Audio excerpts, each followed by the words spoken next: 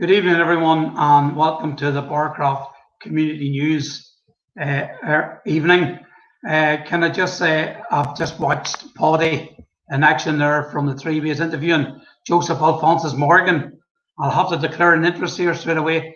Joe is my uncle, my revered uncle, Joseph Morgan, and an absolute legend and more in his own lifetime, and more to come from that. Can I just say that tonight, Barcroft area news, I'm joined by a colleague and fellow Barcroft committee member, not Sarah Jane McAllister. I think Sarah's going to join us now. Hi, Sarah. Hi, Ian. How's it going? Welcome to the Destination Uri's Barcroft area news bites.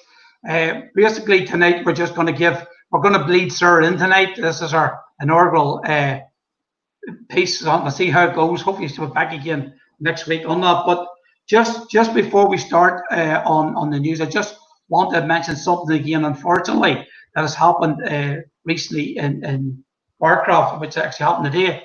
But before that, I just want to mention Sarah, a very good long-term resident of the First Street, Sal Penley, unfortunately is very seriously ill following an accident in the house. And I know we mentioned last night at our committee meeting in the party field, people were expressing their concerns and their support for the Penley family on that. Yeah, I think everybody's thoughts and prayers are with the extended Penley clan at the minute. Yeah, I would especially like to wish Lorraine our thoughts at this very, very trying time. Again, today, unfortunately, in Barcroft, we had a very serious bout of anti-community behaviour down on the first and then spreading in to the second street. And at one stage, there was 4, maybe even 5 PSNI cars in the area. Unfortunately, this is a side to community life that we were hoping was ended in the Barcroft area. Unfortunately, it's a part of a possible ongoing feud. There has been things simmering away in the background and seem to come to a head today. But to be fair, the police are very promptly on the scene. And I literally 5 minutes before we came in Ursula, I was talking to the local neighbourhood sergeant, Warren Roberts, and he was able to confirm to me that one person has been arrested due to the serious breach what happened in the area. So hopefully no one was seriously injured in that particular incident, and that the law will take its course on that there, and that's what it must be, with no times at all now for anything other than the law taking its course on the outcome. Anything else just leads to further issues or further problems on that. Sarah, you're also aware that we had another major incident this week in Barcroft. I'm going to start off with a photograph there, Cal, if you don't mind. And it's the story of the mysterious poster on Dorans Hill. And it's caused quite a lot of gossip and talk amongst not just the community associations, but residents in general. This sign appeared on the hill last Tuesday for the first time, and it says attention, Dorans Hill will be closed from Monday the 27th of July to Friday the 7th of August. But there was no logo or anything with it. To be fair, there were elected reps. There were a number of elected reps took the initiative on this, and it led then to an impromptu meeting yesterday at the bottom of Dorans Hill, of which members of the community association, including myself and yourself, Sarah, plus our chairperson, Collie Hannah, attended. There's just a wee short video was made then by local MLA and former resident of 4th Street, Liz Kimmins. We'll just let Liz just talk away there for now on that during the meeting. Dorans Hill or Barcroft Hill, it's locally known, stating that the road is to be closed from the 27th of July to the 7th of August. There's no indication of who has erected the sign or what the reasons for it, what will be put in place to allow access. So myself and my colleagues have been in touch with road service and others what is happening. We were lucky to secure an urgent meeting this morning with road service officials and other bodies who will be doing work in the area, for example, Virgin Media. However, that is unrelated to the sign that's been erected, and we've been able to confirm that from this morning's meeting. So as it stands, we're still not sure who has put the sign up, what is going to happen, what measures are going to be in place so that there's the least disruption to to the community, and we are working to find that. We appreciate everyone that came on site today to try and address this issue, but we continue as a team in Sinn Féin here to work to establish what is happening and ensure that the community is properly consulted and advised of any plans to do any work in our area. So basically, I have a couple of photographs there to back it up. If you wouldn't mind putting one up there, Cal. Basically, sort of, it was a good turnout. Excuse me, from the community association members. See Mary there as well. There's Marty Crowley as well, a former member of the community association there. And if you just go back to that last photograph, Cal, sorry, there's Collie Hanna with his helmet, fresh off his motorbike, Collie, our chairperson, speaking with a representative from Virgin Media. So, ironically, at that particular time, we hadn't got to the bottom of who actually put the sign up, but we were able to find it because we had the Department for Infrastructure Roads there as well, representative there with Tony, their name, and we were also able to ascertain that Virgin Media will very shortly be coming in the area to install high speed broadband, if I'm right, sir. Is that what their job is? Yeah. Yeah, but Virgin Media had actually sent us an email yesterday, informing us that at some point in the future they will be coming into the area, and they wanted to liaise with the community association to make sure that there'd be the least amount of disruption as possible. Although that was positive, it didn't really help us as to who put that sign up. I think you can hear my dog barking in the background. I hear Nico joining in there. The important point about it was that we were able to eliminate some of the people from the mystery, if you like. You know, so I felt a wee bit like Sherlock Holmes there, going around with our wee eyeglass trying to find out. But the local, all the local parties were represented. Sinn Féin's entire teams there. Mickey, Liz, and 3 councillors. Councillor Malone was there, as was Councillor Savage from the SDLP. So it was good to see the call that Barcroft put out to the community association, that people responded positively to it. But coming out of that again, then there was a lot of interaction then with the different agencies, and following that, then Cal, I was able to get speaking to Liz again about that, and we finally have a wee bit more of an updated version of where we go. So without further ado, I've got a wee meeting here with Liz. Over to Liz for that.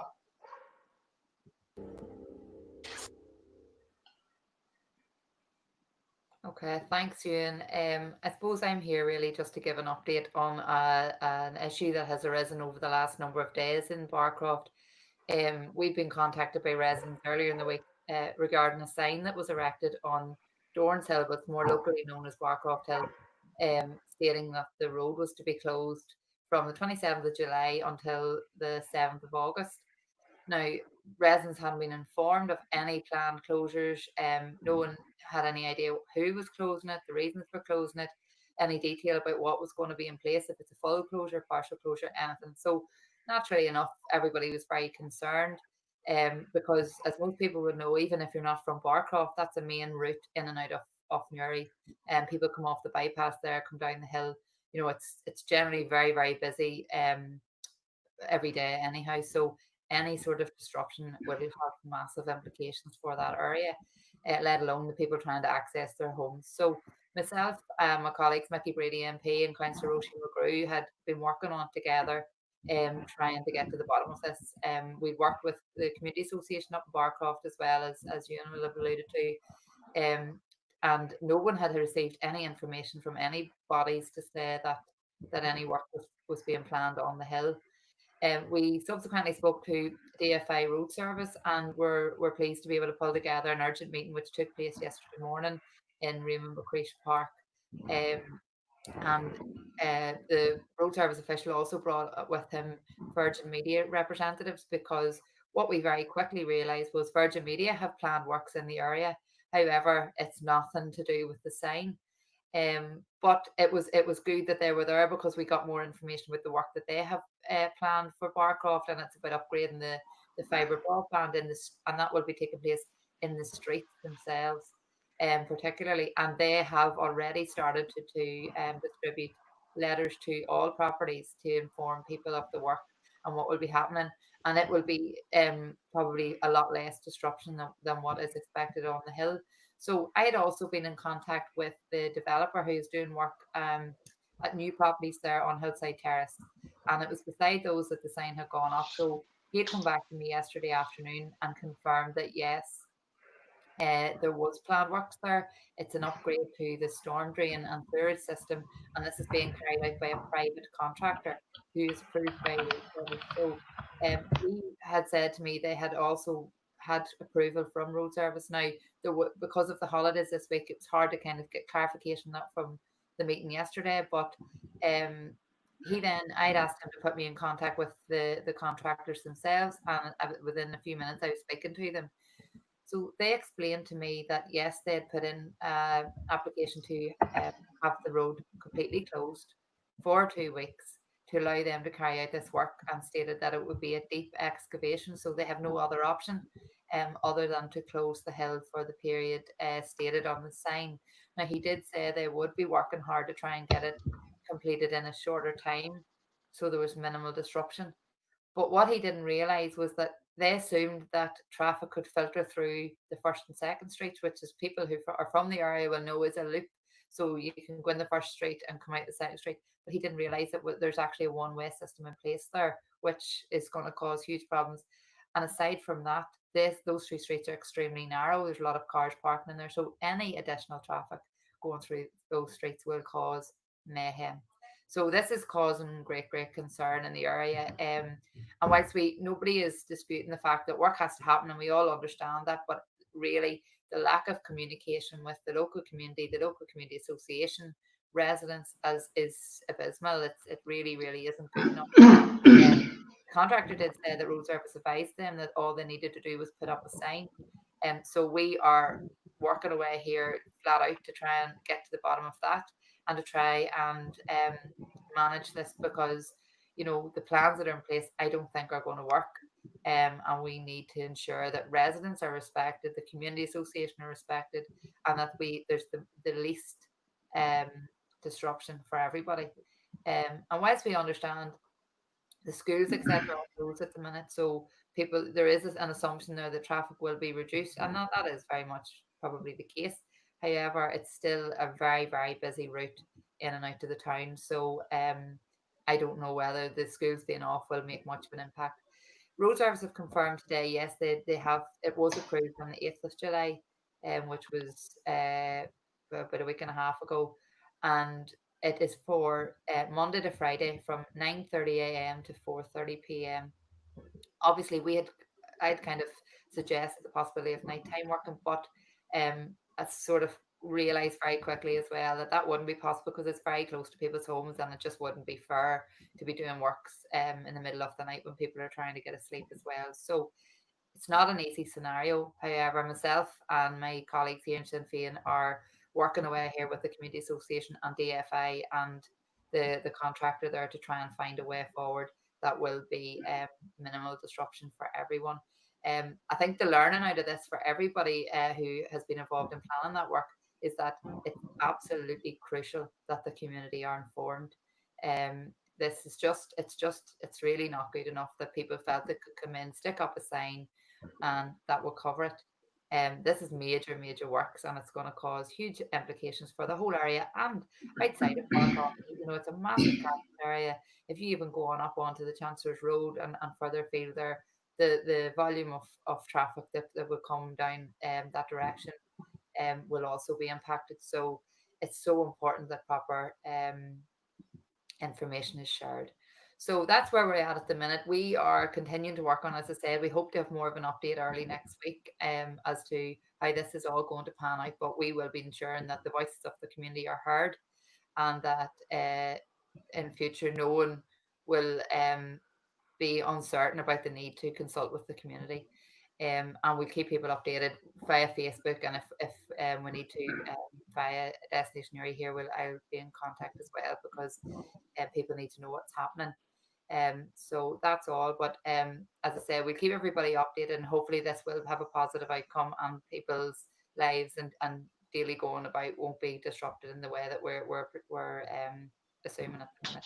So thank you. And thanks again, Liz, for a factual report as to what's happening. I suppose, sir, what compounded yesterday or even the day before was the fact that we had the temporary traffic lights on Dorans Hill as well, which was covering a different matter. But then when people don't have information, they will come to their own conclusions. Yeah. Yeah, our Facebook page was inundated with residents looking to see if we knew anything, and the fact that nobody had contacted us and we weren't able to give any information over just added to the hysteria of it, you know. Yeah, and then the rumor that emerged, and it wasn't too far off the mark, that the first and second streets were going to be used to divert the traffic whilst the work was ongoing. And the very fact that they didn't even realise that the first and second street is a one-way system now, that give a fair bit of local knowledge into it, didn't it, Sarah? Yeah, no, it definitely did. Is it the two busiest streets in Barcroft, you know? Well, there's 180, roughly 180 houses between the two streets there, and people were just been left their own devices to work out what was happening. Because of the prompt action of the Barcroft Community Association and our elected representatives, I think the message has been sent strongly that, you know, the good people of Barcroft aren't going to be treated as second-class citizens. One of the residents I spoke to yesterday said that regarding the local building site in the area, that's been going on for 2 years. The lady said there wasn't even as much as a bucket of sand, you know, taken off that site. And in different areas of places, to right the north and up there, there's extortion and everything happening in places like that. And Barcroft is a credit, you know, through the young people, through the old, as to how a proper community operates not there. But for that there, we don't expect to be treated like second-class citizens. But fair play to Liz on that there, and hopefully next week we'll be able to give an update on that. And I will be speaking about our change of time and date for next week a wee bit further on. But before that, I want to come to yourself, sir, on that. This is your first night giving a wee bit of a handout, and hopefully you'll be happy enough to take on the mantle when needed. But I know that the family street fitness thing's ongoing, yeah? Yeah, so it's running for 4 weeks. We're 2 weeks in, and it's on a Thursday night at 5:45 in the pitch. Now there's football training going on at the same time, but we're down at the bottom of the pitch, well away from the men and their training, so the children have plenty of space to social distance, but they still have fun. There's a short clip playing here of them last night. It was very funny. That's not them doing the birdie song, no. No, I was doing that one earlier. Casper Slide or something, I think it was. All right. It's very good. So there's a lot of dancing.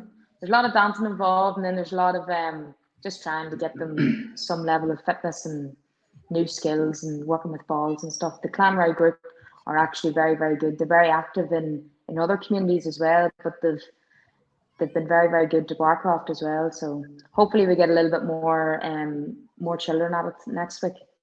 Yeah, well, there were a number of reasons why a lot of the kids were missing last night, but I know it's at the time 5:45 is around tea time, and it has been slight criticism, but we can't change that now because, as you say, the Clanroy group has so many other spots to fill in. But I think the weather gives good for next week, and maybe we can do a wee wrap around ourselves from the committee to try and get in, because it's a really, really good experience for the kids. And even the onlookers seem to be enjoying it. Yeah, it's brilliant. It's brilliant crack. It's actually for anybody that got our bulletin through. It's at the back page of it, just advertising it for 4 weeks. Yes. So hopefully we'll be able to keep moving on that there over this week, and we get the numbers back up this Thursday, and then that's the penultimate one, and then the final one the following week, which hopefully will have a lot of adults there as well for that one. The only other thing I suppose was in from a sporting thing is that last week when we did the video for the new Thomas Davis complex going up, Sarah, there was a number of queries about. There was a training session on, and it was I thought it was just ladies footballers, but I'm told that you were one of the ones in the training session that night that was going on in the muck and the rain. But it's actually got its own term, and do you want to just elaborate a wee bit on that, if you don't mind? Yeah, so I'm actually the captain of that team. So I'm the captain of the Gaelic for Mothers and Others for Thomas Davis. It's basically for any mum or others just women that may or may not have played football in their youth to come and play. So we learn the basic skills and we play matches against other teams. The city has another team, the Bosco Club, that are very good as well. We have, and Glen just out the road. I think Carcuppen have a team as well. But there's like normally there's an All Ireland version held in Portmarnock where all teams across the country come and compete. It's a great day's fun. But the new facilities are really coming on at Thomas Davis. And it's great to have senior training back. It's great to have our own training back in terms of Gaelic for mothers and others. And the younger ones, the juniors, are starting to come back as well. Now with COVID and all of the having to, get your temperature taken and all that sort of stuff to make sure that you're well and you're not going to be sick and stuff. It's a bit of a pain, but when you get to play, when you get to train, and it's all worth it. And the coaches, I have to say, up in Thomas Davis are doing a great job, especially our own coach, Ronnie O'Reilly. He took us with Ramy Thompson, another Barcroft veteran. He took us canoeing out in Camel Lake the other day. It was good. Of course, Ramy's aim was to make sure we got in the water. We got wet. It was a good experience, sorry, yeah. Oh, it took me straight back to our youth. Normally, for anybody that grew up in Barcroft, the youth club would have always been on the lake. Ramy and Banjo would have dragged us up the mountains to do river walks and night walks. Yeah, that's us there. Thanks, Cal. On the lake. We're all nice and dry in that picture. We weren't nice and dry when we. That's the before shot, yeah. Yeah, I think there's a good picture of Ronnie just as he topples into the water as well. But it was good crack, and it's great to see that Ramy still does that. Yep, absolutely. He has his own Facebook page as well. I mentioned a few weeks ago about the stalwart that Raymond was regarding Barcroft Community Association throughout our half century, and the actual unbelievable race to be have all the young people coming through, and about how youngsters were able to be, gently nurtured and put into roles that they may have thought weren't ready for at the time, and then realised later on, in fact, they were. Just needed that wee extra direction, And so Ramy's like myself, he's getting on it in years a wee bit, but he's as fit and as evergreen as ever on that, and long may it continue. Yeah. So, but just on the women's football thing, is there any competitive matches then starting soon, or is it not that sort of a environment, Sarah? We're technically non-competitive, so you're not really supposed to keep score, and there's no winners or losers. It's all about the fun, and it's about getting, in particular, women and mothers into regular fitness, to keep their mental health up and to keep everything like that. Like Roni would be very good that way.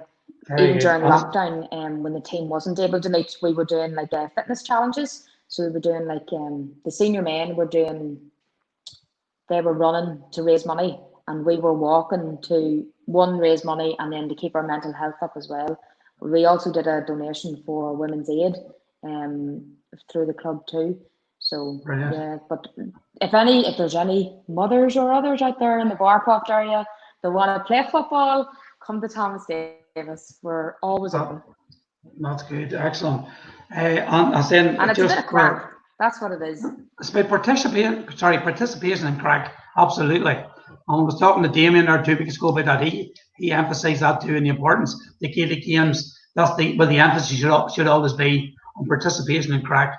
Look at the smiles on everyone's faces there. So that's absolutely brilliant. So listen, just one more wee piece to talk about this evening, Sarah, and that is the fact that next week, whenever you'll be co-hosting the show, that you're going to be doing our interview with another very important Barcroft resident, and again, another member, a hard-working member of our community association, and that's Colleen Penny Markey, who will be speaking with yourself.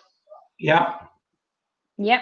Like we had like a cocooning thing with Alfie in the newsletter, and Colleen and myself are going to have another chat. I think everybody around the area knows Alfie and knows the family, and can only imagine how it was like for poor Alfie and the family to be stuck in the house all the time and not be able to get out and about. And like Alfie is, he was away in America there, him and his dad. So Colin and I are going to have a good chat about that and how he's getting on and how she got on without him. I'm sure well, she missed him like mad, but yeah. So you have to tune in next week to see that. And there's a few adventures as well in it, so we'll just hype it up a wee bit. Just we'll put the wee hook out there, and hopefully people will be able to tune in live on it. And that brings me nicely to our last piece of information, and that is that there's just Alfie's page, and there's him and his daddy Jamie over in the US there last week. But the other point is Cahill has elevated. You must think we're doing something right, Sarah, because Cahill has elevated us to a new spot, which he says is a better time spot and a better date, and it's for next Thursday, the 23rd of July, and it's going to be at 7 p.m.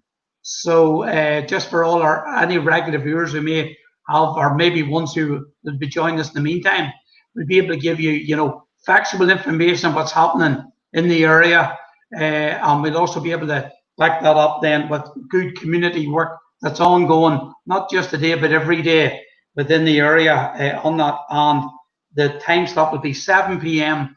I'll be there, but essentially Sarah will be yourself hosting the event, and we'll have the interview with colleague Marty Pentley then during the show. So what about you? Can I just finish asking, have you enjoyed your wee stint tonight? Are you happy enough with your effort? Not too bad. Yeah. I think Cal's marking off from, it's been 0 and 10, but I can't make out the figure you wrote in. We'll have to get a look at that after the show. I might have got points deducted for Nico wanting to take part. Well, he wants to join in next week too. He can join in as well. He's been silenced and he must have got a bone, did he, or something to eat? Well, yeah. He was taken and he was given a treat. Lovely. Well, listen, sorry again. Thanks for coming on tonight. As I said, you roll on Thursday, and we'll take it from there. And again, on the west side of the river, Barcroft holds a renowned spot within people's hearts, and not there. There we go. Cal's put it up 100 out of 100 for Sarah. But I'm going to end now before he gives me a mark. Okay, but listen, I'd just like to thank everyone for tuning in, and thanks again, Cal, for having us. So take care from Barcroft for tonight. Sam.